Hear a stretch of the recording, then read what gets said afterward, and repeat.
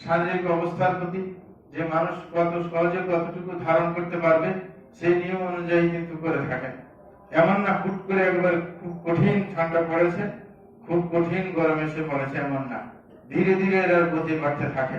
যেমন আমরা যখন মদিনায় ছিলাম তখন মসজিদে নববীর ভিতরে আপনার ছাতা আছে, কতগুলো ছাতা, এগুলো কিন্তু খোলা হয় নির্দিষ্ট সময়ে, এবং মসজিদে হারামের মধ্যেও আছে। সেগুলোর নিচে তাপমাত্রা নিয়ন্ত্রণকারী আপনার একটা সেক্টর রয়েছে। এরা যখন দেখে যে তাপমাত্রা নিয়ন্ত্রণ করার জন্য খোলা দরকার তখন খোলে, আবার বন্ধ করার জন্য বন্ধ করে। বাইরের তাপমাত্রা, ভিতরের তাপমাত্রা, এগুলো সব হিসাব করে করে, যেন একজন মানুষ ভিতর থেকে বাইরে হুট করে অসুস্থ হয়ে না পড়ে। সুতরাং ব্যালেন্স, আর এটাই রক্ষা করেছেন আল্লাহ জাল্লাহু শানহু। আল্লাহ জাল্লাহু শানহু শীত গরম যখন দিয়ে থাকেন তখন আস্তে আস্তে ধীরে ধীরে সহনীয় পর্যায়ে দিয়ে থাকেন। তৃতীয় নম্বর যেটা, সেটা হচ্ছে একজন মানুষ মৌসুমের যে রকমই পরিবর্তন হোক না কেন সেটা যেন সহজে গ্রহণ করে, বিরক্তিবোধ যেন তাদের মধ্যে না আসে, কারণ এটা আল্লাহ জাল্লাহু নিদর্শন। সুতরাং সেটা গ্রহণ করার পরে, গ্রহণ করার ব্যাপারে যদি আপনি সহজভাবে গ্রহণ না করতে পারেন তাহলে আল্লাহর উপর ক্ষোভ প্রকাশে নামান্তর। এই কারণে সহজভাবে গ্রহণ করতে হয়। এবং বিশেষভাবে যেটা হাদিসের মধ্যে ব্যাখ্যা এসেছে শীত গরমের, সেটা হচ্ছে এইভাবে, রাসূলুল্লাহ সাল্লাল্লাহু আলাইহি ওয়াসাল্লাম বলেছেন যে ইস্তাগাতিন নারু ইলা রাব্বিহা ফাকালাত ইয়া রাব আকালা বা'দি বা'দা, যে আগুন বা জাহান্নাম অভিযোগ করেছে তার প্রতিপালকের নিকটে, বলেছে হে আমাদের প্রতিপালক, যে আমার একটা অংশ আরেকটা অংশকে খেয়ে ফেলছে। মানে এত গরম আপনার করা হচ্ছে জাহান্নামকে, যে একটা অংশ আরেকটা অংশকে খেয়ে ফেলার মতো হয়েছে। তখন আল্লাহ জাল্লাহু তাকে দুইটা শ্বাস ফেলার অনুমতি দিয়ে থাকেন। একটা শ্বাস হচ্ছে নাফাসিন ফিস শিতা ওয়া নাফাসিন ফিস সাইফ, একটা হচ্ছে শীতকালে আর একটা গরমকালে। এই দুইটা শ্বাসের বহিঃপ্রকাশ হচ্ছে এটা। এই কারণে রাসূল বলেছেন ফাওয়া আশাদ্দু মা তাজিদুনা মিনাল হার ওয়া আশাদ্দু মা তাজিদুনা মিনাজ জামহারির, যে এই কারণে তোমরা বেশি গরম কোন মৌসুমে দেখতে পাও, কোন মৌসুমে ঠান্ডা দেখতে পাও। কারণ জাহান্নামের দুইটা অংশ রয়েছে। জাহান্নাম যেরকম মানুষকে দেওয়া হবে এরকম ভাবে জিনদেরকে দেওয়া হবে। জিনদের জন্য জামহারির অত্যধিক ঠান্ডা, কারণ তারা তো আগুনের তৈরি, সুতরাং আগুন দিয়ে শাস্তি দেওয়া সম্ভব নয়, এই কারণে ঠান্ডা দিয়ে শাস্তি দেওয়া হবে। এরকম মানুষ মাটি দিয়ে তৈরি, এই কারণে তাদেরকে আগুন দিয়ে শাস্তি দেওয়া হবে। এই কারণে আল্লাহ জাল্লাহু দুইটা অংশ থেকে দুইটা শ্বাস ফেলার অনুমতি দিয়েছেন। যখন শীত আসে তখন সেই ঠান্ডার সাইড থেকে আপনার শ্বাস ফেলার কারণে ঠান্ডা দুনিয়াতে ছড়িয়ে পড়ে।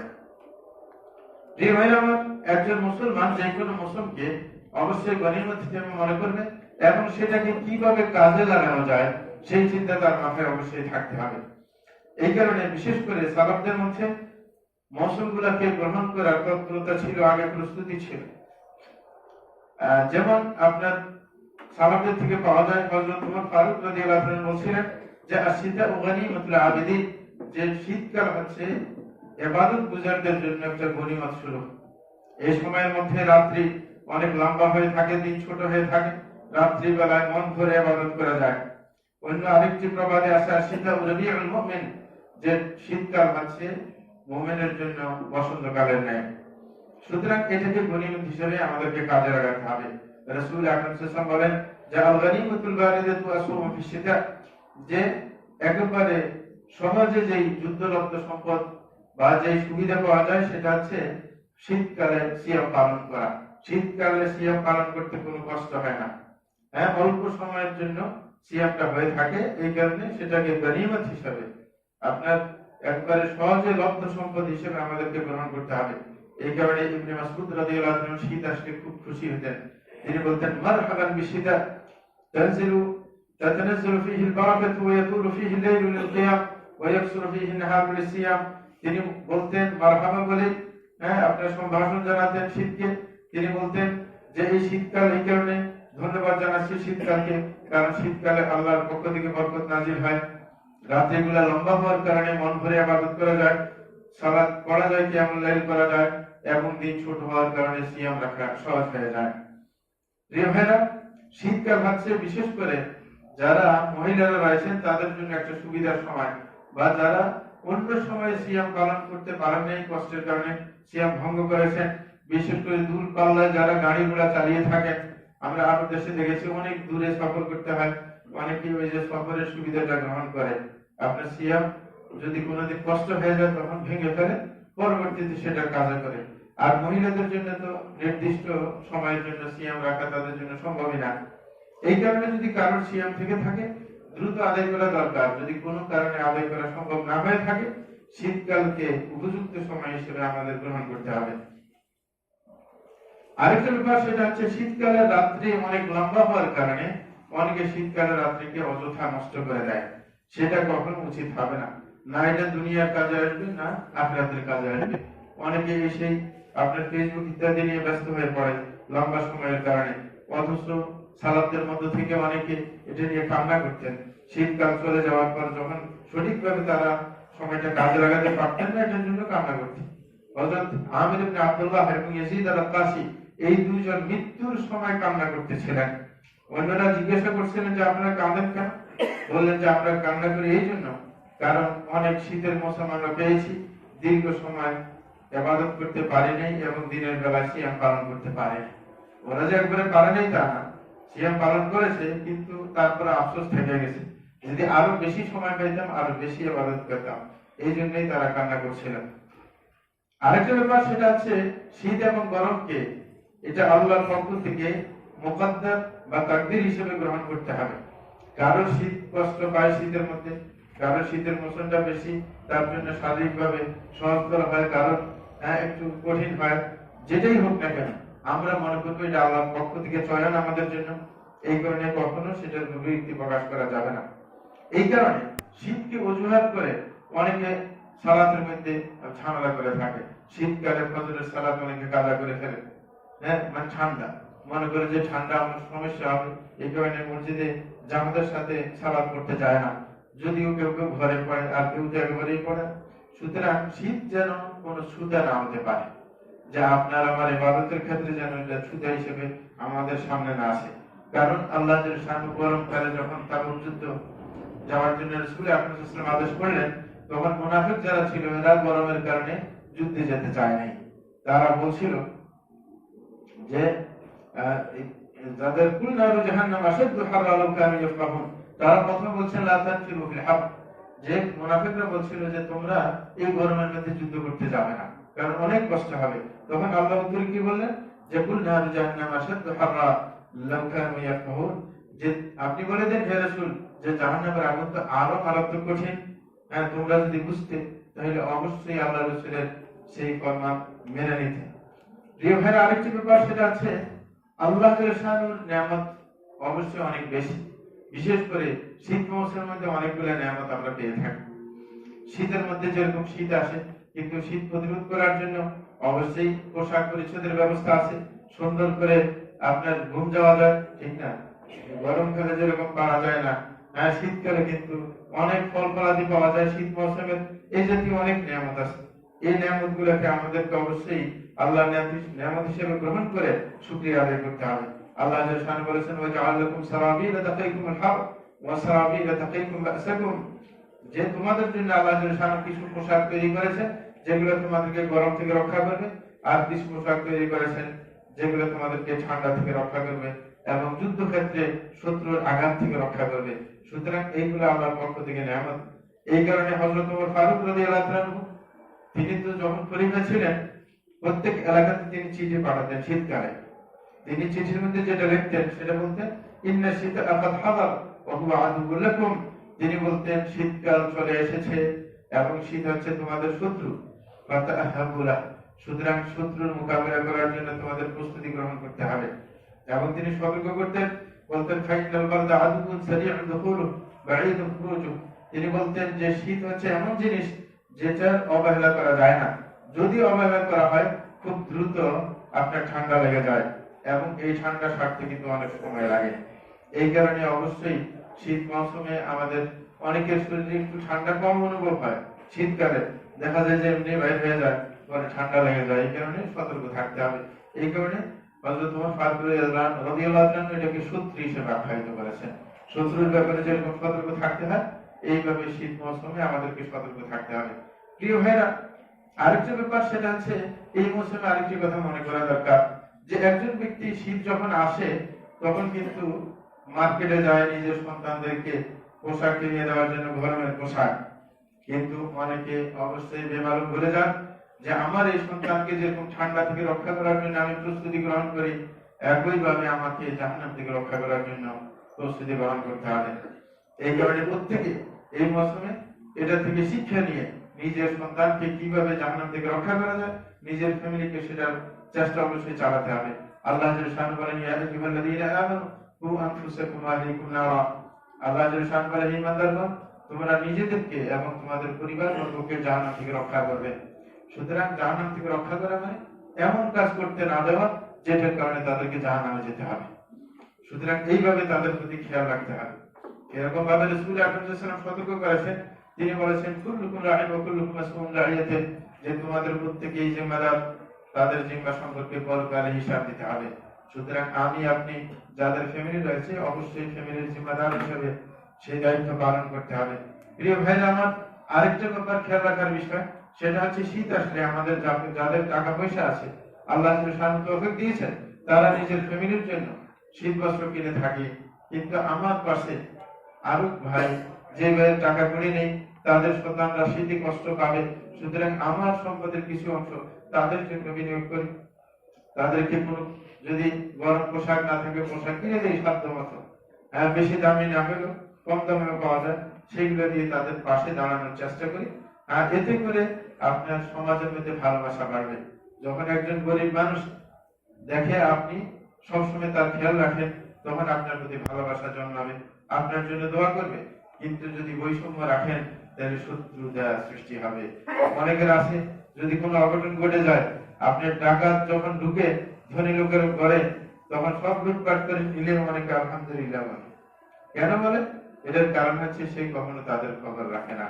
এই কারণে তারা এত খুশি হয় যে যাক, লুটপাট করে নিয়ে গেছে, ভালো হয়েছে, আমাদেরকে দেয় না, ঠিক না? এই কারণে আমাদের পাশের যদি লোকদের প্রতি আমরা খেয়াল রাখি, তারা কিন্তু বিপদে সাড়া দেবে, আমাদের জন্য দোয়া করবে, কখনো এরকম ভাবে আত্মতৃপ্তি অনুভব করবে না আমাদের দুঃখে। আরেকটা ব্যাপার, এই শীত গরমের মৌসুমে আরেকটা জিনিস ব্যাপার খেয়াল করা দরকার, সেটা হচ্ছে আপনার শীত আসলে এটা আজীবন থাকে না।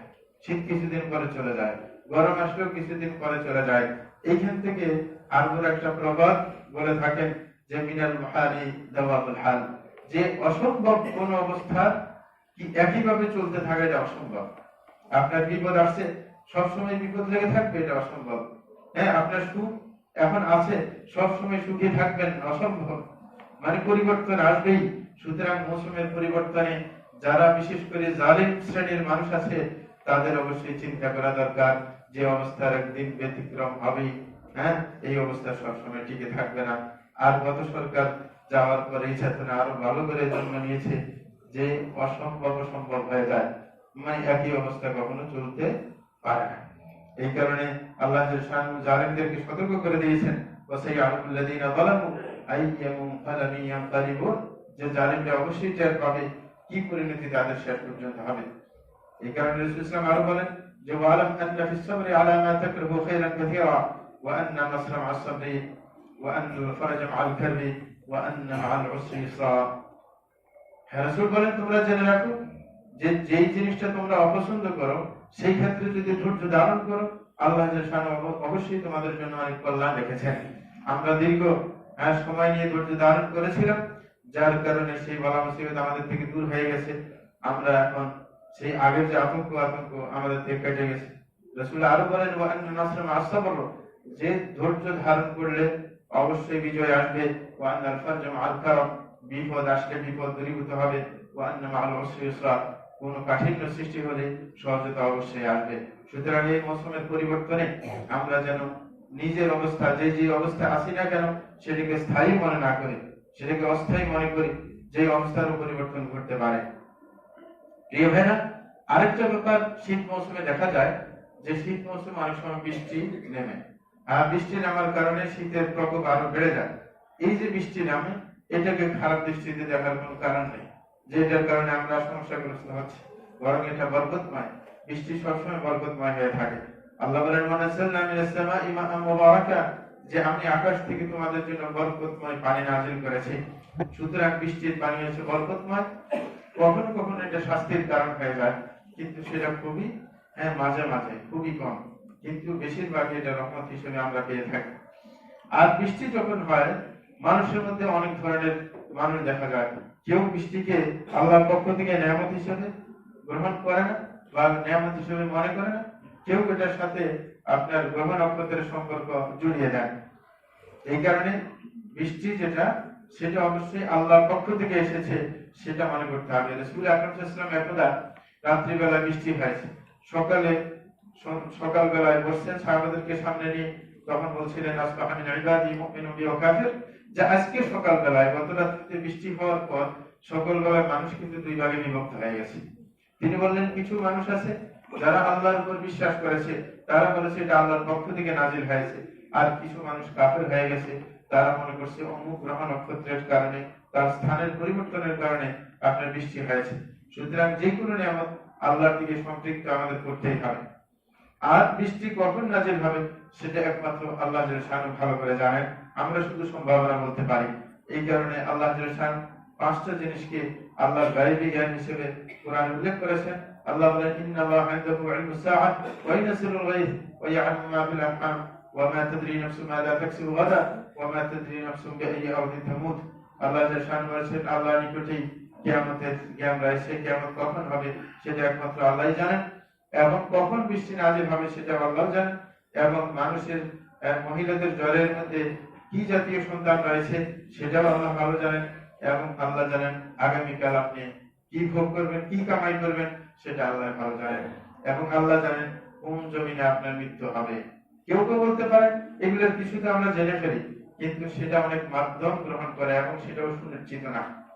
যেমন আবহাওয়াবিদরা কখন আপনার বৃষ্টি হবে সেটা আন্দাজ করতে পারে, কিন্তু এটা হচ্ছে যন্ত্রপাতির মাধ্যমে, সেটা সরাসরি না। এরকম ভাবে অনেক সময় ব্যত্যয় ঘটে, সম্ভাবনা বলে যে ওই সময় বৃষ্টি হবে, কিন্তু ওই সময় আর বৃষ্টি হয়নি। সুতরাং নিশ্চিত জ্ঞান একমাত্র আল্লাহর নিকটে। কেউ বলতে পারে যে মহিলাদের জ্বরেতে কি আছে, কোন সন্তান আছে, সব আপনার মেশিন দিয়ে জানা যায়, মেশিনও ব্যতিক্রম করে। আরেকটা হচ্ছে এইখানে যে জ্ঞানের কথা বলা হয়েছে সেটা হচ্ছে একবারে পরিপূর্ণ জ্ঞান, যে এই সন্তান কি নেককার হবে, এই সন্তান কি বদকার হবে, এই সন্তান কি করবে, সবকিছু আল্লাহ বিস্তারিত জানেন। এরকম ভাবে আমি আপনি জানি, আমার দোকান আছে, আমি প্রত্যেকদিন কতটুকু কামাই, আগামীকালকেও কি কামাবো জানি, কিন্তু অবশ্যই জানি না যে কালকে হতে পারে আমি আপনার হসপিটালের বেডে শুয়ে থাকি, তাহলে কামাই তো বন্ধ হয়ে যাবে। এই কারণে একবারে সঠিকটা একমাত্র আল্লাহ জানেন। আর কোথায় মৃত্যুবরণ করবে এটা তো সবাই জানে, এর কোনো নিশ্চয়তা নেই। আরেকটা ব্যাপার সেটা আছে যে বৃষ্টি যখন আসবে, বৃষ্টি আসলে একটা দোয়া করতে হয়, সেই দোয়া আমরা পড়ার চেষ্টা করব। যে রাসূল আকরাম সাল্লাল্লাহু আলাইহি ওয়াসাল্লাম শিক্ষা দিয়েছেন যে আল্লাহুম্মা সায়্যিবান নাফিআন, যে হে আল্লাহ আপনি লাভজনক বৃষ্টি আমাদেরকে দিয়ে থাকেন। এবং রাসূল আকরাম সাল্লাল্লাহু আলাইহি ওয়াসাল্লাম আরেকটা শিক্ষা দিয়েছেন যে এই সময় অন্যান্য দোয়াও আপনি করতে পারেন। বৃষ্টি যখন নাযিল হয় তখন যে কোনো বিষয় নিয়ে আপনি দোয়া করতে পারেন। রাসূল বলেন, ফিত্তানিল্লাহ তুরাদ্দার, দুই সময়ের দোয়া কখনো ফেরত দেওয়া হয় না। একটা হচ্ছে দোয়া বা'দা নিদা, আযানের সময় যে দোয়া করা হয় সেটাও ফেরত দেওয়া হয় না। ওয়া তাহতাল মাতার, এবং বৃষ্টি যখন নাযিল হয় তখন দোয়া করলে সেটা ফেরত দেওয়া হয় না। আরেকটা ব্যাপার সেটা হচ্ছে বৃষ্টি যখন অনেক বেশি প্রচুর পরিমাণে হতে থাকে তখন অবশ্যই আমাদেরকে আরেকটা দোয়া করতে হবে। রাসূল আকরাম সাল্লাল্লাহু আলাইহি ওয়াসাল্লামের যুগে এমন হয়েছে যে যখন অনাবৃষ্টি দেখা দিয়েছিল, একজন গ্রাম্য ব্যক্তি রাসূল খুতবা দিচ্ছিলেন, এই সময় বলছিলেন যে হাহাকার শুরু হয়ে গেছে, আপনার কোনো খাদ্য পাওয়া যায় না, পশুর খাদ্য, এবং সব চৌচির হয়ে গেছে জমিন ফেটে। সুতরাং আপনি দোয়া করেন আল্লাহর কাছে, আল্লাহ যেন আমাদেরকে বৃষ্টি দিয়ে দেন। তখন আল্লাহ রাসূল সাল্লাল্লাহু আলাইহি ওয়াসাল্লাম দোয়া করলেন, আল্লাহুম্মা আসকিনা, আল্লাহুম্মা আসকিনা বলে দোয়া করলেন যে আল্লাহ আমাদেরকে বৃষ্টি দিয়ে দেন। সাথে সাথে বৃষ্টি নাযিল হওয়া শুরু করলো। এই বৃষ্টি নাযিল হওয়ার পর থেকে একাধারে পুরো সপ্তাহ বৃষ্টি হলো। পরের সপ্তাহে আবার রাসূল খুতবা দিচ্ছেন, তখন ওই ব্যক্তি অথবা অন্য কোনো ব্যক্তি দাঁড়িয়ে বললেন যে এখন তো সব ডুবে যাচ্ছে, রাস্তাঘাট সব ডুবে যাচ্ছে, এত প্রচুর পরিমাণে বৃষ্টি হয়েছে, সুতরাং এখন আপনি দোয়া করেন যেন আমাদের বৃষ্টি বন্ধ হয়ে যায়, যেন আল্লাহ বৃষ্টি না দেন।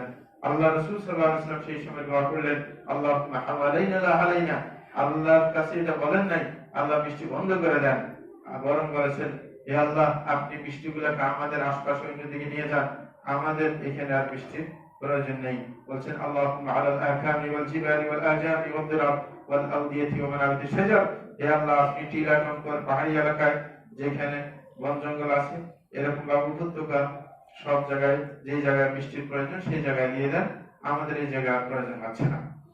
এরকম ভাবে আরেকটি সুন্দর কাজ, বৃষ্টি যখন নামে তখন আমরা প্রথম অংশে বৃষ্টিতে একটু ভেজার চেষ্টা করব। যারা বিল্ডিং এর উপর থাকে হয়তোবা জানালা দিয়ে হাত বের করবো, বৃষ্টি একটু শরীরে লাগানোর চেষ্টা করব। এটা বরকতময় একটি কাজ। রাসূল আকরাম সাল্লাল্লাহু আলাইহি ওয়াসাল্লাম এই কাজ করতেন, যে হাদিসের মধ্যে এসেছে কানা সাল্লাল্লাহু আলাইহি ওয়াসাল্লাম ইয়াহসিনু সাওবাহু হাত্তা ইউসিবা মিনাল মাতার ওয়া ইয়াকুল, রাসূল আকরাম সাল্লাল্লাহু আলাইহি ওয়াসাল্লাম যখন বৃষ্টি নামতো তখন তিনি নিজের কাপড়কে শরীর থেকে সরিয়ে শরীরের সাথে বৃষ্টি লাগাতেন, বৃষ্টির ফোঁটা লাগতো এবং সাথে সাথে বলতেন ইন্নাহু হাদিসু আহদিন বিরাব্বি, বলে যে এই বৃষ্টি কেন আমি শরীরে লাগাচ্ছি, কারণ এটা আমার রবের কাছ থেকে এখন এসেছে। কারণ বৃষ্টি উপর থেকে নাজিল হয় আর আমাদের রব কোথায় থাকে? হ্যাঁ, আকাশের উপরে।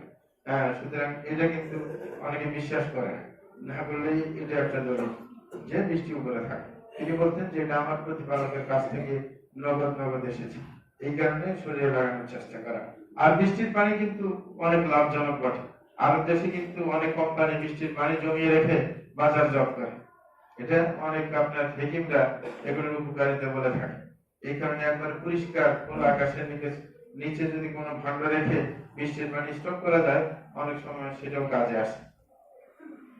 প্রিয় ভাইরা, বৃষ্টির যে পানি এটাকে আল্লাহ নিয়ামত হিসেবে গ্রহণ করে এটাকে সঠিক কাজে ব্যয় করতে হবে। আল্লাহ যে সামনে কোণে তুলনা দিয়েছেন কোরআন মাজিদের মধ্যে, আল্লাহ বলেন আফারাইতুমুল মা আল্লাযী তাশরাবুন আনতুম আনজালতুমুহু আম নাহনুল মুনজিলুন লাউ নাশাউ জাআলনাহু উজাজা ফালাউলা তাশকুরুন। আল্লাহ যে বলছেন যে তোমরা কি কখনো ভেবে দেখেছো যেই পানি তোমরা দেখতে পাচ্ছ, যা তোমরা পান করতে পারছো, তোমরা কি সেটা নাজিল করেছো নাকি আমি নাজিল করেছি? কে নাজিল করেছে? লাউ নাশাউ জাআলনাহু উজাজা, আমি চাইলে বৃষ্টির পানিগুলোকে তিক্ত করে দিতে পারতাম, যে মানে পান করার উপযুক্ত নাও হতে পারত, কিন্তু সেটা আমি করিনি। এটা উপাদেয় পানি হিসেবে আমি তোমাদের কাছে পাঠিয়েছি।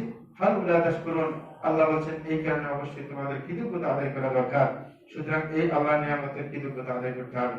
চমৎকার আরেকটি হাদিস রাসূল আকরাম সাল্লাল্লাহু আলাইহি ওয়াসাল্লাম এই সম্পর্কে বলেছেন যে কিয়ামতের দিবসে ইন্না আউওয়ালা মা ইউসালু আনহু ইয়াওমাল কিয়ামাতি মিনান নাঈম আন ইউকালা লাহু আলাম নুসলিহা লাকা জিসমাক ওয়া নুরইয়াকা মিনাল মাইল বারিদ। অনেকে পানিকে হালকা পাবেন না।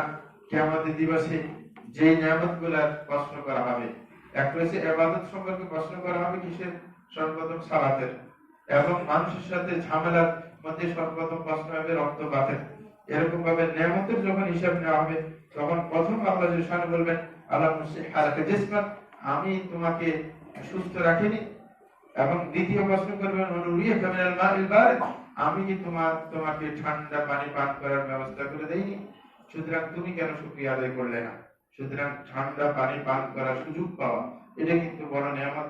অনেকের ফ্রিজ আছে, সুন্দর, অনেকের টাকা নিয়ে ঠান্ডা পানি পান করতে পারেন, কিন্তু যে ফ্রিজের যুগে ঠান্ডা পানির ব্যবস্থা হয়, সুতরাং এটাকে আল্লাহর নিয়ামত হিসেবে গ্রহণ করতে হবে। প্রিয় ভাইরা, যখন শীতকাল আসে বৃষ্টির পাশাপাশি অনেক সময় বাতাস বয়ে যায়। এই বাতাস যখন আসে তখন আমাদের কিছু আপনার শরীয়তের বিধান জানতে হবে, যে দোয়া করা। কারণ এই বাতাসটা আল্লাহ দ্বারা নিয়ন্ত্রিত। কখনো বাতাস রহমত নিয়ে আসে, কখনো বাতাস আযাব নিয়ে আসে। এক সময় আপনার আযাব নিয়ে এসেছিল পূর্ববর্তী যুগে, অন্য উম্মতের জন্য সব লন্ডভন্ড করে দিয়েছে। এই কারণে যখন বাতাস বয় তখন একটা দোয়া করতে হয়, সেটা হচ্ছে আল্লাহ রাসূল সাল্লাল্লাহু আলাইহি ওয়াসাল্লাম বলতেন এই দোয়াটা, আল্লাহুম্মা ইন্নী আসআলুকা খায়রাহা ওয়া খায়রা মা ফিহা ওয়া খায়রা মা উরসিলাত বিহি ওয়া আউযু বিকা মিন শাররিহা ওয়া শাররি মা ফিহা ওয়া শাররি মা উরসিলাত বিহি। হে আল্লাহ, আপনার কাছে আমি আবেদন করছি এই বাতাসের যে কল্যাণ এবং এই বাতাসের মধ্যে যে কল্যাণ রাখা হয়েছে এবং এই বাতাসকে যে কল্যাণের আদেশ দেওয়া হয়েছে সেই কল্যাণ আমি আপনার কাছে চাচ্ছি, এবং আমি আপনার কাছে আশ্রয় চাচ্ছি বাতাসের অকল্যাণ থেকে, এবং এই বাতাসে নিহিত যে অকল্যাণ রয়েছে সেটা থেকে, এবং এই বাতাসকে যে অকল্যাণ করার জন্য আদেশ করা হয়েছে সেটা থেকে। সুতরাং বাতাসের কল্যাণ চাওয়া এবং বাতাসের অকল্যাণ থেকে আল্লাহর কাছে আশ্রয় চাওয়া সেটা অবশ্যই গুরুত্বপূর্ণ। আরেক হাদিসের মধ্যে রাসূল আকরাম সাল্লাল্লাহু আলাইহি ওয়াসাল্লাম বলেন আর-রিহু মিন রাহিল্লাহ তা'তি বির রাহমাতি ওয়া তা'তি বিল আযাব ফাইদা রাআইতুমুহা ফালা তাসুকুহা ওয়া সাল্লাল্লাহু খায়রাহা। রাসূল আকরাম সাল্লাল্লাহু আলাইহি ওয়াসাল্লাম বলেন যে বাতাসটা হচ্ছে আল্লাহর পক্ষ থেকে একটা নিয়ামত স্বরূপ। ওয়ালা তা'তি বির রাহমাতি ওয়া তা'তি বিল আযাব, কখনো সেটা আল্লাহর পক্ষ থেকে রহমত নিয়ে আসে, কখনো কখনো ব্যতিক্রম হয়ে আযাব নিয়ে আসে। এই কারণে তোমরা যখন বাতাস দেখবে, বাতাসকে কখনো গালি দিবে না। হ্যাঁ, মহিলাদের মধ্যে বাতাসকে গালি দেওয়ার একটা প্রবণতা আছে। কারণ অনেক মহিলারা আছে গ্রামে গঞ্জে, হ্যাঁ, আপনার ধান শুকাইতে দেয়, এই সেই করে, তখন বাতাস একটু ঝামেলা করে, এই কারণে গালি দেয়। রাসূল বলছেন না, কখনো বাতাসকে গালি দেওয়া যাবে না, কারণ এটা আল্লাহর পক্ষ থেকে নিয়ামত। বলছে ওয়াসাল্লাহু খায়রাহা, কিন্তু বাতাসের কল্যাণের, হ্যাঁ, তোমরা আবেদন জানাতে পারো, যেটা আগের দোয়ার মধ্যে রয়েছে। এবং বলছেন ওয়াস্তাঈযু বিল্লাহি মিন শাররিহা, এবং বাতাসের অকল্যাণ থেকে তোমরা নিজকে দূরে রাখার জন্য আল্লাহর কাছে আশ্রয় চাইবে। এটাই হচ্ছে নিয়ম, কিন্তু বাতাসকে গালি দেওয়া যাবে না। প্রিয় ভাইরা, আরেকটি ব্যাপার আমাদের স্মরণ করতে হবে, সেটি হচ্ছে শীতকাল আসলে কিছু মাসলা মাসাইলের প্রয়োজন হয় জানার, শীতের সাথে সম্পর্কিত। কারণ শীত যখন, আল্লাহর পক্ষ থেকে একটি নিদর্শন, এই নিদর্শনের সাথে কারণ কোনো মানুষের আপনার কষ্ট, সেটার সাথে সম্পৃক্ত হতে পারে, কারণ ঠান্ডা কষ্টকর হতে পারে। এই কারণে শরীয়তের পক্ষ থেকে সুযোগ করে দেওয়া হয়েছে, যদি কারোর এমন হয় যে ঠান্ডাতে তার কোনো মতে সহ্য হয় না এবং ঠান্ডা থেকে বাঁচার কোনো ব্যবস্থাও নেই, যদি সে জুমার নামাজে উপস্থিত হতে চায়, জামাতে উপস্থিত হতে চায়, তখন সে রোগে আক্রান্ত হবে। এবং এরকম আক্রান্ত হওয়ার নজির তার জীবনে আগেও ঘটেছে। কারণ সে আশঙ্কা দুই রকম, শরীরে আশঙ্কা হচ্ছে কিছু আছে অবাস্তব, অনেকে ঠান্ডা একটু হালকা লাগলে বলে যে আমার ক্ষতি হয়ে যাবে, না, শরীরে তো ওই আশঙ্কা যুক্তিযুক্ত যেটা আগে ঘটেছে। মানে আপনি এরকম কয়েকবার বাইরে গেছেন, তারপরে আপনি অসুস্থ হয়ে পড়েছেন, ডাক্তারের শরণাপন্ন হইতে হয়েছে, ডাক্তার আপনাকে সতর্ক করেছে যে ঠান্ডা থেকে দূরে থাকবে। সুতরাং এরকম যদি কারো সমস্যা হয়ে থাকে যে মসজিদ অনেক দূরে, ঠান্ডায় গেলে আপনার শেষ পর্যন্ত রোগাক্রান্ত হয়ে যাবে, তখন ঘরে সালাত আদায় করার সুযোগ রয়েছে। আরেকটা হচ্ছে যদি শীতকালে আবার বৃষ্টিও নামে, এই সময় তো আরো শীত বেড়ে যায়, ঠান্ডা বেড়ে যায়, আর ওই সময় শরীরে যদি বৃষ্টি লেগে যায়, তাহলে আরো তাড়াতাড়ি রোগাক্রান্ত হওয়ার সম্ভাবনা বেশি থাকে। এই কারণে ওই সময় জমা করা যায়, মসজিদের মধ্যে দুই সালাত একসাথে পড়া যায়। আরো দেশে আমরা দেখেছি এটা, যে শীতকালে যখন একটু বৃষ্টি পড়ে তখন দুই সালাত একসাথে পড়ে যাওয়া, হ্যাঁ, যেন পরবর্তীতে আর আসতে বাধ্য না থাকে একটা লোক, ওরকম সুযোগ শরীয়তে আছে। কিন্তু আবার কেউ এই ব্যাপারে আপনার মানে অবহেলা করে থাকে, গুরুত্ব দেয় না, মানে হুট করে একটু বৃষ্টি দেখছে, হ্যাঁ, নামাজ পড়ে ফেলে। এরকম কিছু গাফেল মানুষ আরব দেশে দেখেছি। আর কিছু আছে না, ভালো করে বুঝে জানে যে বৃষ্টি কতক্ষণ পর্যন্ত থাকবে, হঠাৎ করে আসতে চলে যাবে কিনা, কারণ এটা মেঘের গতি দেখলে বোঝা যায়। হ্যাঁ, সুতরাং এখানে অবহেলার ব্যাপার না, বুঝে শুনে কাজটা করতে হবে। আরেকটা ব্যাপার সেটা হচ্ছে আমরা যারা এই সমস্ত এলাকায় যখন বৃষ্টি হয় কাদা মাটি দেখা দেয়, ঠিক না? অনেকে কাদার মধ্যে যদি বাইর হয়, কাদা লেগে গেলে এটা নিয়ে খুব পেরেশান থাকে, যে শরীরে একটু কাদা লেগে গেল, মনে হইলে কোনো নাপাক লেগে গেছে কিনা। বিশেষ করে যাদের সূচি বাই আছে, মানে খালি খালি অস্ত্রসার রোগ আর কি, তারা কিন্তু এটা নিয়ে খুব পেরেশান হয়ে থাকে। মানে কোনো কাদা ছিটকা লেগেছে, মানে গাড়ি যাওয়ার সময় শরীরের মধ্যে কোনো ছিটা লেগেছে, এই কারণে মনে করে যে না পাক হয়ে গেছে। না, রাস্তাঘাটের সব পানি পাক, যতক্ষণ পর্যন্ত না পাক করার নিশ্চয়তা না থাকে। রাস্তাঘাটে আপনি গাড়িগুলো ছিটকা লাগলো, না আপনি না পাক পান নাই, আপনি পাক, রাস্তাঘাট কি সবসময় না পাক থাকে নাকি? এখানে কেউ রাস্তার মধ্যে প্রস্রাব করে যে আপনি না পাক হয়ে যাবে, এগুলো স্বাভাবিক। সুতরাং এটা নিয়ে এত টেনশন করা লাগবে না। হ্যাঁ, এটা যদি ধোয়ার সুযোগ হয় বেশি লাগে তো ধুয়ে ফেলবেন, আর ধোয়ার সুযোগ যদি না থাকে, সেটা থাকে এরকম শরীরের মধ্যে, এটা নিয়ে সালাত আদায় করতে কোনো সমস্যা নেই। আস্তাগফিরুল্লাহ লি ওয়া লাকুম ওয়া লিসাইরিল মুসলিমিন ইন্নাহু হুয়াল গফুরুর রাহিম।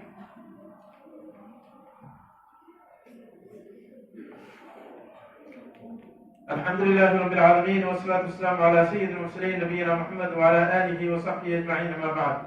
প্রিয় ভাইরা আমার, শীতকালের আরো কিছু মাসলা আমাদের অবশ্যই জানা দরকার।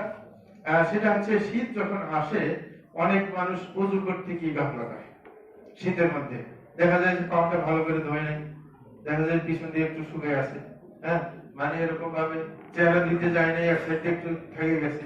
অনেকে মানে নাকের উপরে হাত ধরে আশেপাশে ধোয়, কিন্তু সাইড থেকে দেখা যায় কানের গোড়ায় থেকে গেছে। মানে ঠান্ডার কারণে মানে ভালো করে ধোয়ার চেষ্টা করে না, এটা কিন্তু ভুল। বরং এই সমস্ত সময় যদি শীত থাকা সত্ত্বেও আপনি ভালো করে ধোন, তাহলে এটার জন্য অনেক সওয়াব মিলবে।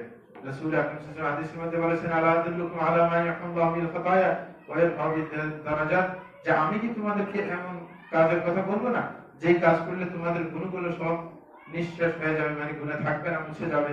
দ্বিতীয় নম্বর হচ্ছে তোমাদের মর্যাদার উন্নতি হবে। এমনকি কিছু জিনিসের কথা বলবো না, সাহাবায়ে কেরাম বললেন বেলা অবশ্যই বলবেন। তখন রাসূল বলছিলেন ইসবাহুল উযু আলা মাকারিহ, যে ওযু করার সময় যেই জায়গাগুলোকে ধোয়া কষ্টকর বা যেই জায়গায় শুকনো থাকার সম্ভাবনা রয়েছে আর সেইগুলাকে ভালো করে ধুইবে, তাইলে গুনাহ মাফ হবে, মর্যাদা বৃদ্ধি পাবে। সুতরাং আঙ্গুলের ফাঁকা যেগুলো, বিশেষ করে আঙ্গুলের যে জয়েন্ট গুলো আছে, এখানে একটু আপনার কি চামড়া একটু ভাঁজ থাকে, সুতরাং এগুলাকে খেয়াল করা। যে যে জায়গা মানে পানি পৌঁছার সম্ভাবনা কম সেগুলোকে ভালো করে দেখা। আরেকটা হচ্ছে ওয়াকাতরাতুল খুতাইল মাসাজিদ, এবং বিশেষ করে মসজিদে যেতে যত কদম ফেলা হয়, অনেকে শীত আসলে যে মসজিদ দূরে যাবে না, না, বরং আপনার বাসা যখন মসজিদ থেকে বেশি দূরে আপনার কদম বেশি ফেলবেন, প্রত্যেক কদমে কদমে আপনার কি গুনাহ মাফ হবে আর সওয়াব বাড়তে থাকবে, একটা করে সওয়াব লেখা হবে। সুতরাং এটা বিশেষ ব্যাপার। অন্তর সালাতি বাদা সালাত, এবং এক সালাত যাওয়ার পর আরেক সালাতের জন্য অপেক্ষমান থাকা, এটা বিশেষ করে যারা সত্যিকার সালাত আদায় করে তারা কিন্তু খেয়াল রাখে, মাঝে মাঝে ঘড়ির দিকে তাকায় যে পরবর্তী সালাতের টাইম কখন হবে, কখন আজান দিচ্ছে, এই সমস্ত খবর রাখে। এরাও কিন্তু একই সওয়াব পাবে যে পরবর্তী নামাজের জন্য যখন হুঁশিয়ার থাকে। রাসূল বলেছেন ফাদালিক ওয়ারিবাত, বলেছে এটা এমন ব্যাপার যেটার খবরদারি করতে হয়, যে খেয়াল রাখতে হয়। আরেকটা ব্যাপার সেটা হচ্ছে অনেক কাঁচা বুজুর্গ আছে যে শীতকালে আমরা দেখেছি, মানে হেকায়েতে আউলিয়া নামক বইয়ের মধ্যে অনেক ঘটনা, শীতকালে বেশি সওয়াব পাওয়ার জন্য বা ইবাদত করতে মন চায় না, তখন পানির মধ্যে গিয়ে দাঁড়িয়ে থাকে, কি বা জামা কাপড় পরে না। এরকম বুজুর্গ আছে অনেক, আমাদের যুগে ছাত্রদের মধ্যে অনেক দেখেছি। বুজুর্গি দেখায় এই যে ল্যাপটপ ব্যবহার করে না, বা যে সাবেদের যুগে ল্যাপটপ ছিল নাকি, তখন কষ্ট পায়, নিজে নিজে কষ্ট করে না। শরীয়তে একটা হয়েছে অনিচ্ছাকৃত কষ্ট পাওয়া, এটা সওয়াব আছে, কিন্তু নিজে যদি নিজকে ইচ্ছাকৃত কষ্ট দেয় এটা কিন্তু সওয়াব নাই, এটা কোনো সওয়াব নাই।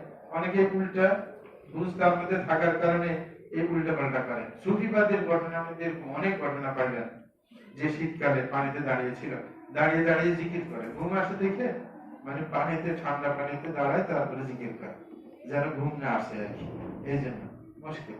অথচ রাসূল আকরাম সাল্লাল্লাহু আলাইহি ওয়াসাল্লাম যখন মসজিদে আসলেন সকালবেলায়, দেখলেন দুই পিলারের মাঝখানে কি রশি টাঙানো। তখন রাসূল জিজ্ঞাসা করলেন এই রশি কোথায় থেকে আসছে? বলে যে আপনার স্ত্রী জায়নাব সে রশি এটা টাঙাইছে, যখন ঘুম আসে তখন এর রশি ধরে থাকে, যে জিমে আবার পড়ে যায় নাকি, দাঁড়ায় দাঁড়ায় ইবাদত করতেছে, জিমে আবার পড়ে গেল, এখানে এটা ধরে ধরে তারপরে ইবাদত করে। রাসূল বলেছেন ফজলু, বলে যে এটা খুলে ফেল, হ্যাঁ, ইউসাল্লি আহাদুকুম নাশাতা, যে প্রত্যেকে রাত্রির যে নফল সালাত যতক্ষণ পর্যন্ত শরীরে ফুর্তি লাগে, হ্যাঁ, ততক্ষণ পর্যন্ত পড়বে, যখন বিরক্তি আসে, ঘুমে চাপে, তখন পড়তে যাবে না, শরীরকে এরকম কষ্ট দিতে যাবে না। এই কারণে আল্লাহ জাল্লাহু শাআনহু সুন্দর কথা বলেছিলেন।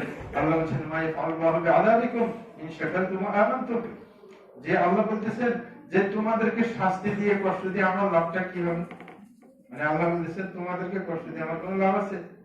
আমার দরকার ইন শাকারতুম ওয়া আমানতুম, যে তোমরা ঈমান আনো আর আমার কৃতজ্ঞতা আদায় করো, এটা আমার দরকার। খালি গেলে কষ্ট দেওয়া আমার দরকার না, যে তুমি কষ্ট করবে সওয়াবের জন্য, না, অসম্ভব। এই কারণে রাসূল আকরাম সাল্লাল্লাহু আলাইহি ওয়াসাল্লামের দিকে রাসূল দেখেছিলেন একজন ব্যক্তি গরমের মধ্যে দাঁড়িয়ে আছে, মানে কোনো গাছের ছায়ার নিচে যায় না, তারপর হঠাৎ করে সে বেহুশ হয়ে পড়ে গেছে, মানে গরম আর সহ্য করতে পারে নাই। তখন মানুষ কিছু জড়াবে তাকে মানে ছায়া দিচ্ছে এবং পানি পান করাচ্ছে। তখন রাসূল জিজ্ঞাসা করলেন এই লোকটা কি?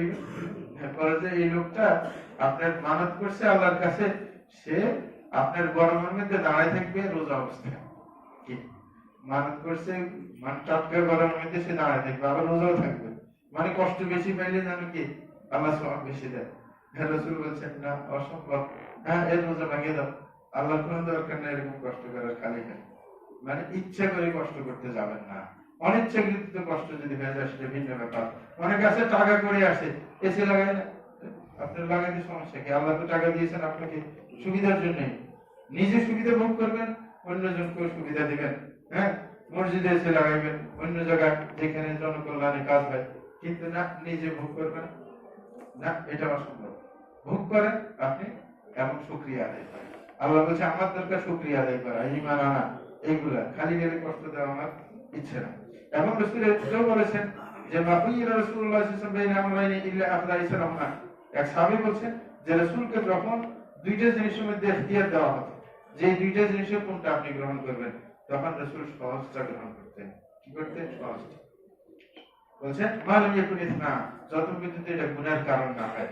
ফাইন কানা ইসমা কানা আবাদ আন-নাস মিন, কিন্তু যদি গুনার কাজ হয় তাহলে রাসূল কখনো সেটার ধারে কাছে যাইতেন না, কিন্তু দুইটা সহজটাই গ্রহণ করতেন। এরকম ভাবে রাসূল আকরাম সাল্লাল্লাহু আলাইহি ওয়াসাল্লাম আরেক হাদিসে বলেন মান তাওয়াদ্দা ফাহসানাল ওযু খারাজা খাতায়াহু মিন জাসাদিহি হাত্তা তাখরুজা মিন তাহতি আযফারিহি।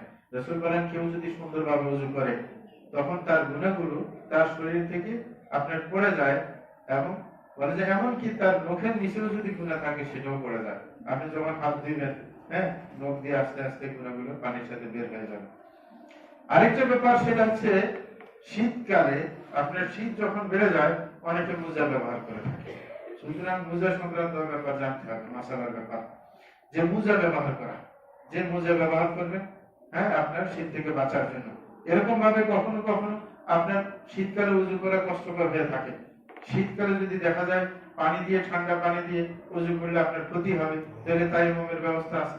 কিন্তু বর্তমানে দরকার হয় না, ইলেকট্রিকের যুগ, এখন আপনি হিটার দিয়ে পানি গরম করে উজু করতে পারেন। কিন্তু যাদের পানি গরম করার ব্যবস্থা থাকে না, যদি ভয় হয় যে আমি উজু করলে আমি অসুস্থ হয়ে পড়বো, তখন শরীয়তে তায়াম্মুমের ব্যবস্থা রয়েছে। এরকম ভাবে শীতকালে অনেকে যখন মসজিদে আসে নামাজ পড়ার সময় দেখা যায় যে মুখ চেহারা সব ঢেকে রাখে অপ্রয়োজনীয় ভাবে, সেটা কিন্তু নিষেধ। হ্যাঁ, কারণ হাদিসের মধ্যে এসেছে না রাসূলুল্লাহ সাল্লাল্লাহু আলাইহি ওয়াসাল্লাম আইয়ুবাত্তি রাজুল ফাহু ফি সালাহ, যে রাসূল নিষেধ করেছেন যে সালাতের মধ্যে চেহারাকে ঢাকা যাবে না, মুখকে ঢাকা যাবে না। হ্যাঁ, মুখ আল্লাহ এই কারণে সহনশীল করে বানিয়েছেন। যত ঠান্ডা লাগুক না কেন মুখ খোলা রাখলে কোনো কষ্ট পাওয়া যায় না। কানটা মাথাটা বন্ধ করে দেন, চেহারা বেশি গরমও সহ্য করতে পারে, বেশি ঠান্ডাও সহ্য করতে পারে, আল্লাহ ওইভাবে সৃষ্টি করেছেন। সুতরাং সেটা ঢাকা যাবে না। আরেকটা ব্যাপার সেটা আছে শীত আসলে আপনি হাত মোজা ব্যবহার করতে পারবেন। হাত মোজা ব্যবহার করতে কোনো সমস্যা নেই। হ্যাঁ, সালাদের সময় যদি হাতের মধ্যে মোজা থাকে ঠান্ডার মধ্যে, এটা কোনো সমস্যা করবে না, এটা জায়েজ আছে। এরকম ভাবে আপনার বিশেষ করে মোজা মাছের ক্ষেত্রে আমাদের দেশে যেটা সমস্যা হয়ে থাকে, কোন মোজার উপর মাছে করবে এটা। রাসূল আকরাম সাল্লাল্লাহু আলাইহি ওয়াসাল্লামের যুগে চামড়ার মোজা ছিল। চামড়ার মোজা দুই ধরনের ছিল, এক ধরনের ছিল পুরোটা চামড়া, আরেকটা তলা চামড়া, পাশে চামড়া নেই, এরকম মোজা পাওয়া যায়। যেটাই হোক চামড়ার মোজা ছিল। কিন্তু তাই বলে যে আপনার কাপড়ের মোজার উপর মাছে করা যাবে না, এটা তো সঠিক কথা নয়। কারণ রাসূল আকরাম সাল্লাল্লাহু আলাইহি ওয়াসাল্লাম মোজার উপর মাছে করার জন্য রাসূল থেকে 70টার বেশি হাদিস পাওয়া যায়। সবগুলোর মধ্যে মোজা মাছে করছেন, এটা আছে, কিন্তু কখনো বলা হয়নি যে মোজাটা চামড়ার হতে হবে, এরকম বলা নেই। এখন বলতে পারেন রাসূলের যুগে ছিল না তখন বলেন নাই, কিন্তু আল্লাহ জানেন যে কিয়ামত পর্যন্ত কি ধরনের মোজা আবিষ্কৃত হবে। সুতরাং আমাদের ইসলাম ধর্মকে আল্লাহ পরিপূর্ণ করার ঘোষণা দিলেন না, তাইলে তো কমপক্ষে মানে সুতার মোজার কথা কল্পনা করা কঠিন ছিল তখন। কমপক্ষে এটা তো বলতে পারতো রাসূল যে চামড়ার মোজার উপর মাছে চলবে, আর কোনটার উপর চলবে না। এটা বললে কি সমস্যা ছিল? হ্যাঁ, আল্লাহ তো জানেন, আল্লাহ বললে তো শর্ত দিয়ে যাইতেন, কিন্তু অন্যান্য শর্ত তো রাসূল দিয়েছেন। কারণ মোজা মাছে করতে গেলে হুট করে করা যাবে না, মোজার মাছের কিন্তু শর্ত আছে, যে মোজাটা পবিত্র হতে হবে, এক নম্বর শর্ত। দ্বিতীয় নম্বর হচ্ছে মোজাটা ফরজ জায়গাটাকে ঢেকে রাখতে হবে। মোজাটা ফরজ জায়গা কোথায়? টাকনা গিরা পর্যন্ত, পা ধোয়া ফরজ না, সুতরাং টাকনার উপর পর্যন্ত মোজা ঢেকে থাকতে হবে। বর্তমানে কিছু মোজা পাওয়া যায় টাকনার নিচ পর্যন্ত, মানে জুতার মতো মোজা আর কি। হ্যাঁ, না, সেগুলোর উপর মাছে চলবে না, টাকনাকে ঢেকে রাখতে হবে, এরকম মোজা হতে হবে। আরেকটা আছে শর্ত, যে মোজা মাছে করার জন্য আপনাকে পবিত্র অবস্থায় মোজা পড়তে হবে। অনেকে আছে হুট করে ডিউটিতে যাবে, ওযু নাই, তারপরে মোজা পরে ফেলছে, ডিউটিতে আসছে, এটার উপর মাছে চলবে না। আপনার ইচ্ছা থাকলে তখনই ওযু করে মোজা পরবেন, তারপরে সেটার উপর মাছে চলবে। আরেকটা হচ্ছে এমন মোজা হইতে হবে যে মোজার উপর পায়ে দিয়ে হাঁটা যায়, জুতা ছাড়া হাঁটা সম্ভব, হাঁটলে এটা ছেড়ে যাবে না, তাইলে একটু মোটা হইতে হবে, একবারে পাতলা না, হাঁটলে তো হাঁটা যাবে না, ঠিক না? সুতরাং এরকম একটা শর্ত ওলামায়ে দিয়ে থাকে, যেন ওই যে মোজার আসল উদ্দেশ্য হাসিল হয়। কারণ এখন কিছু মোজা এখন বাইরে এসে স্ক্রিনে দেখা যায় নাকি, সুতরাং ওইগুলোর উপর মাছে চলবে। কারণ মাছের আসল, মোজার আসল উদ্দেশ্য কি? মোজার আসল উদ্দেশ্য হচ্ছে দুইটা, আমরা একটা বুঝি কিন্তু আমরা দুইটা বুঝি। কারণ গরমকালে মোজা পরলে পা ফাটে না। এরা গরমকালে গরম থেকে বাঁচার জন্য মোজা পরে, শীতকালে ঠান্ডা থেকে বাঁচার জন্য। এই দুইটা কাজ যদি না হয়, ফ্যাশন হয়, তাহলে সেটার উপর মাসে চলবে না। আরেকটা আছে, যখন মোজা মাসে করতে যাবেন এটার একটা সময়সীমা আছে। নিজের এলাকায় থাকা অবস্থায় 24 ঘন্টা পর্যন্ত সময়, আর সফরে গেলে 72 ঘন্টা সময়। এই সময় কখন থেকে শুরু হবে? যখন আপনি প্রথম মাসে করেছেন তখন থেকে। ধরেন আপনি ফজরের সময় উজু করে মোজা পরেছেন, আপনি আর ইতিমধ্যে উজু করেন, উজু চলে গেছে এই অবস্থায় ছিলেন, আপনি জোহরের সময় কি করলেন? ধরেন 12টা বাজে, রাইট 12টা বাজে আপনি মাসে করলেন, মানে আবার উজু করলেন, তখন মাসে করলেন। এই আগামীকাল 12টা পর্যন্ত আপনার মাসে করা সম্ভব। এটা হচ্ছে আসল নিয়ম। তাইলে যেটা আরবিতে জওরাব বলা হয়, মানে কাপড়ের মোজা, সেটার উপর কি আপনার মাসে ইনশাআল্লাহ চলবে, কোনো সমস্যা নেই। তবে মোটামুটি আপনার চলবে, না হলে চলবে না। আরেকটা ব্যাপার যেটা আমাদের খেয়াল রাখতে হবে এই ক্ষেত্রে, সেটা হচ্ছে মাসে কিভাবে করব। অনেকে মাসে করতে ভুল করে থাকেন, অনেকে আপনার নিচে মাসে করে। কিছু লোককে দেখা যায় মাসে করতে গেলে সাইডে করে, নিচে করে, মানে পুরা মোজাকে মাসে করে, না জানার কারণে। কিন্তু নিয়ম হচ্ছে উপরি ভাগে মাসে করে। রাসূল আকরাম সাল্লাল্লাহু আলাইহি ওয়াসাল্লামের বিশিষ্ট সাহাবী হযরত আলী রাদিয়াল্লাহু তাআলা এই ব্যাপারে চমৎকার কথা বলেছেন। তিনি বলেছেন, ওখানে দীনু বির রাই লাকানা আসফালুল কুফি আউলা বিল মাসহামিল আলা। বলতেন, যদি ধর্মটা বুদ্ধি নির্ভরশীল হতো তাইলে অবশ্যই মোজা মাসেটা তলাতে হতো, উপরে হতো না। অথচ রাসূল আকরাম সাল্লাল্লাহু আলাইহি ওয়াসাল্লামকে দেখেছি তিনি উপরি ভাগে মাসে করতেন। তাহলে বুদ্ধির কথা কি, যে এটা দিয়ে, যে নিচ দিয়ে হাঁটেন, সুতরাং নিচে মাসে করবে, এটাই তো বুদ্ধির কথা। কিন্তু না, হ্যাঁ, উপরে মাসে রাসূল করেছেন। এখন আপনি যদি বুদ্ধিকে সোজা করে নেন তাইলে আবার মিলবে, কারণ সব দিকে বুদ্ধি চলে, মানুষের মাথা যেদিক করে ওই দিক করবে। মোজা মাসে কেন শরীয়তে জায়েজ করছে? আপনার কষ্ট থেকে বাঁচার জন্য। একজন মানুষ যদি মোটা হয়ে থাকে তাহলে তলা ধরতে গেলে তার কষ্ট হবে না, হ্যাঁ? এই কারণে মোজা উপরে দিয়ে মাসে করলেন, এর জন্য সহজ হয়। তাহলে আল্লাহ যখন সহজ করছেন, মাসেটাও সহজ করে দিলেন। এইবার তো বুদ্ধিতে হাঁটছে নাকি না? মাথার বুদ্ধি এটা যে দিকে না দিকে চলো। আরেকটা কথা, একজন মানুষ ওযু করছে, মোজা মাসে করছে, কতক্ষণ পরে মোজা খুলে ফেলছে, এখন তার ওযু কি থাকবে নাকি থাকবে না? থাকবে, তার ওযু থাকবে। কারণ সে ওযুতে আছে, ওযু ভঙ্গের কোনো কারণ, মোজা খোলা ওযু ভঙ্গের কারণ না, ওযু থাকবে, অসুবিধা নেই। কিন্তু কথা হচ্ছে যে কেউ মোজা পড়ছে ঠিকই, পরে মোজাটা খুলে ফেলছে, আবার মোজা পড়লে, ওযু ছাড়া পড়লে এটার উপরে মাসে চলবে, হ্যাঁ এটা ঠিক।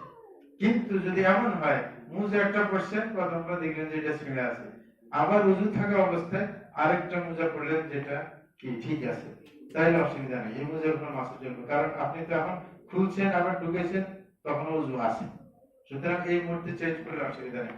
আরেকটা মাসালার দরকার হয়, কারণ মোজা বেশি ঠান্ডা লাগে, মোজা বেশি মোটা না, তখন একটা পড়ছে ওযু করে, তারপরে 1 ঘন্টা পরে মনে চাইছে যে আরেকটা করি, তাহলে একটু মোটা হইলে তাহলে ঠান্ডা কম লাগলো, ঠিক না?